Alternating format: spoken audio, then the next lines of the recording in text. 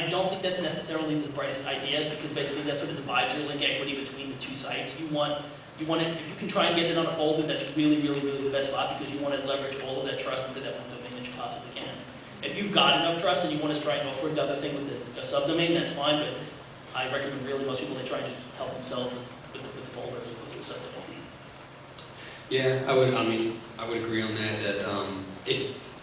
There are a few times where I would recommend a subdomain setup, but if you're looking to have a company blog for branding or for communication or outreach or something like that, then either go with the subfolder and get all of the benefits that come from that and all the corporate branding that comes from that, or you could go with a completely separate domain and have something that is a little bit more quirky and maybe gives you a little bit more freedom to kind of express yourself beyond your normal corporate voice.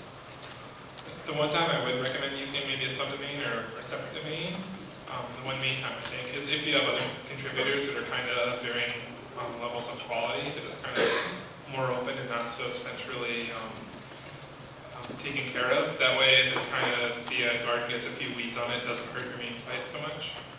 The one thing that I'd say stay away from doing is using services like, making your blog, mycompany.wordpress.com or mycompany.blogspot.com. That's just, you're giving all that link juice to somebody else. Yeah, it's not good for you. It's just not good for your image at all to do that. Is Elizabeth here? I saw her walk in earlier. You are? Okay, I'm just... Oh no. I don't know why I'm recording. Why would you be scared of me? So sweet and innocent. So there's a lot of company sites that I've talked to lately. You've seen this, right? Because all the domain names are taken, so you can't really have a company name that makes any sense. And so if you have a domain, for instance, Zonder, you may not know what Zonder means. And so what I've found is that a lot of these sites have a blog, and I don't know if you guys have a blog or what it's called, so we're just going to hypothetically make it up. So don't think anything less than Elizabeth, yeah. So a lot of sites will have something like the Zonder blog, right? So there's all these other blogs out there that are going to link to that, and so the anchor text of that link is like Zonder blog, right? Because it's linking over to there. And so what I've told a lot of people to do is what are the keywords you'd rather be found for? Rather not say. Okay, so let's just say you wanted It's on the travel blog. So yeah, say you wanted to be found for travel.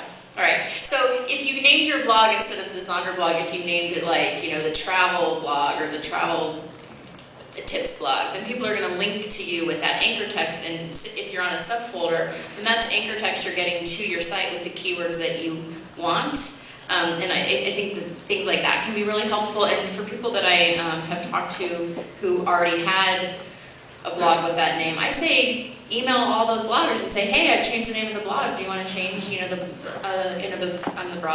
blog role to, reflect the new name? And so I think even doing little things like that, just paying attention to how you name things. With the blog, as they were saying earlier, it's so much more, the customizations that you can do and are much easier than what you might be able to do with a corporate-wide site with your IT department.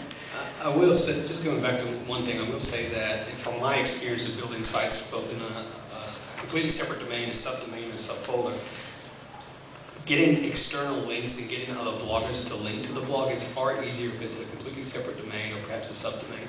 You're going to find that your peers and your competitors and anybody else in the industry is going to be a little bit more hesitant to link to your blog or promote anything on your blog if it's a subfolder of your site. It's just that reluctance that they're sending someone that could be one of their customers your way, and that tends to vanish a lot more if it's on a separate domain name, and somewhat if it's a subdomain. So just keep that in mind.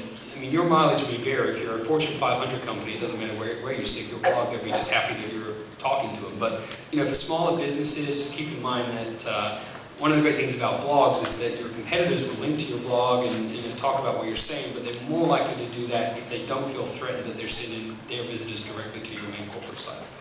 And another thing you can do if you make your blog separate is you can make it, like I was saying about not much advertising off the start, same with company advertising, just kind of keep it kind of clean if it's separate. And then after 6 months, a year, or 2 years, you could write a book and add all your consulting services on there and do stuff like marketing programs done. So. One of the things that I like to do is I don't put ads up on the blog post as soon as they publish. I wait until they reach a certain age, 5, 7, 10 days or whatever. So you can control a lot of that stuff. You can could make your template say, don't show ads until this post is over this particular time, because this way all of your regular readers, the people who are going to link to it, have probably done so in the first couple of weeks. Whereas 2 weeks down the road, basically people who are coming through Google searches or whatever, they're going to be able to see the ads. So, before I get started on the questions here, there was a question from the last session that we weren't able to ask. It's